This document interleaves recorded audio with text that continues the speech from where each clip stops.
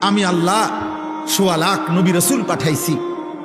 আমি আল্লাহ ২৩ বছর আমার বন্ধুর রক্ত শরীর ঝাঁঝরা করে দিছি, আমার বন্ধুর কলিজার খুন ঝরাইছি, পিঠে ঝাঁঝরা করেছি তায়েফের রক্তে, উহুদের দান দান শহীদে, ক্ষুধার কষ্টে পেটে পাথর বাঁধাইয়া, রাত্রি গভীরে চোখের পানি ফেলিয়ে আমি আল্লাহ তাআলা আমার বন্ধুর মাধ্যমে দিন পৌঁছাইছি, আমার কোরআন নাজিল করে দিয়েছি।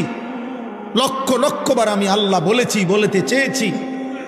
কবর, হাসর, আখেরাত, মিজান, ফুলসেরাত আমি আল্লাহ চেয়েছিলাম এগুলো না দেখে, আমার নবীদের কথা শুনে, আমার রাসূলের কথা শুনে, আমার কোরআন শুনে, ওলামায়ে কেরামের কথা শুনে আমি চেয়েছিলাম তুমি না দেখেই সেজদা দিবা, বিশ্বাস করবা, মানবা।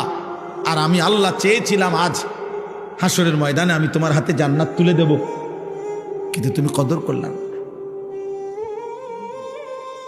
কদর করলাম।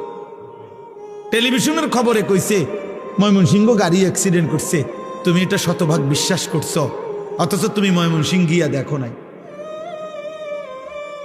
টেলিভিশনের খবরে বলছে চিটাগাঙে অ্যাক্সিডেন্ট হয়েছে, তুমি সেটা বিশ্বাস করেছ, কিন্তু আরশে আজিমের মালিক আল্লাহ বলছে জাহান্নামে আগুন জ্বলবে, তুমি সেটা বিশ্বাস করলাম।